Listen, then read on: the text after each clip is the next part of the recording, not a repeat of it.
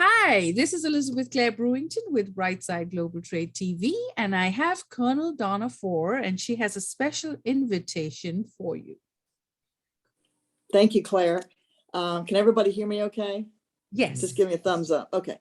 I wanted to let you know about something very special we've been working on very hard for the female veterans in Virginia. It's a one-day event. It's actually only for about 4 or 5 hours. It's going to be on a Saturday, the 9th of April, so it's right around the corner. And because of the pandemic, we have missed it for 2 years. So it's going to be very special to have it after 2 years of not having the event. And we're really looking forward to supporting it. So what it is, it's a 4-hour event where we bring together lady veterans, widows of veterans, caregivers of veterans, and wives of veterans. And the reason we include the other women is because they have served their country too. As anybody who's been in the military knows, the family serves right along with the veteran, because you have to stay at home and take care of the home front while they're gone on deployments and long overseas campaigns. So we want to honor those women that kept those home fires burning while their loved ones were gone and had to do a lot of hardship at home because of it. And I just recently learned of some of the hardships at home, some terrible things that happened to them because, as you know, the country wasn't really behind the Vietnam War. So unfortunately, some of the families suffered from some of that anger and frustration from the American public. So it was a different time. Obviously, today, people are much more supportive of the military. But anyway, the event is designed to honor the service of these female veterans. I know it sounds a little unusual, but a lot of female veterans tend to downplay or undervalue that they serve the country because they think that they didn't do something important because maybe they weren't in for 20 years or 30 years. They may have been in for a couple of years or 5 or 6 years. But what we tell them is it doesn't matter if you were in for 2 years or 22 years, you still did something unusual. You stepped up, and when the country needed you, you answered the call.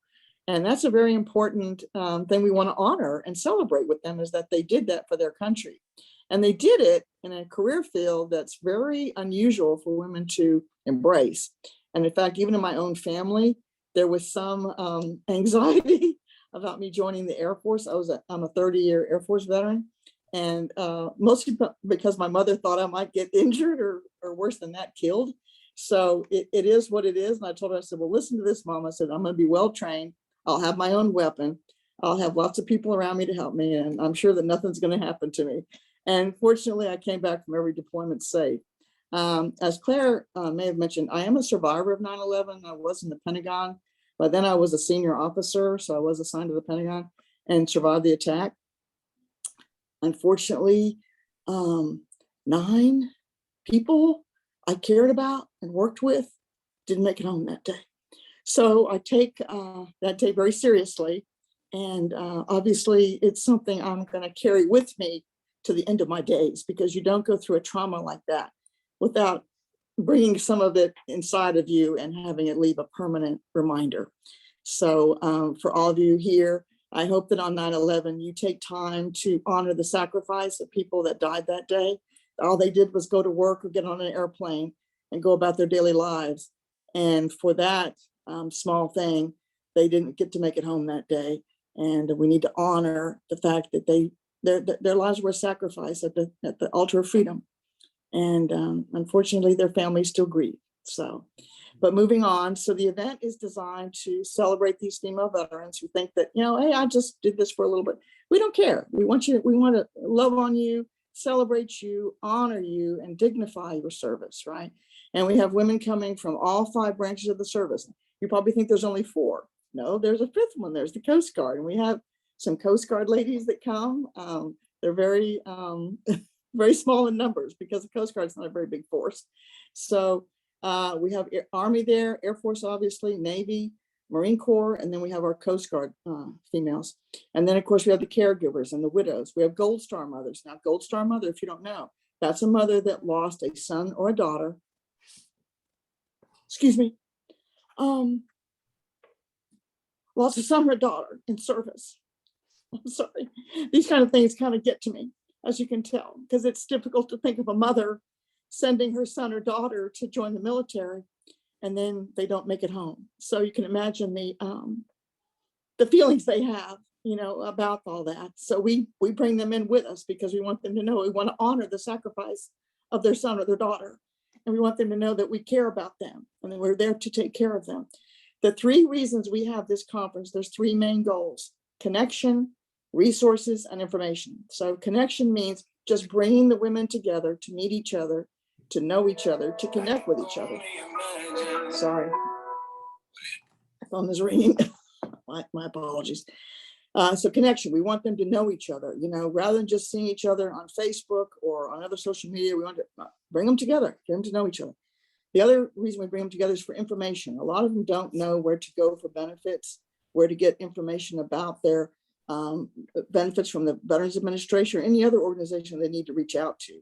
So we bring them together to give them information, but we go one step further, right? We give them resources. So we bring to that meeting people from the Veterans Administrations and other veteran service organizations to say, hey, we're not going to just send you an email and say, hi, I'm here to help you.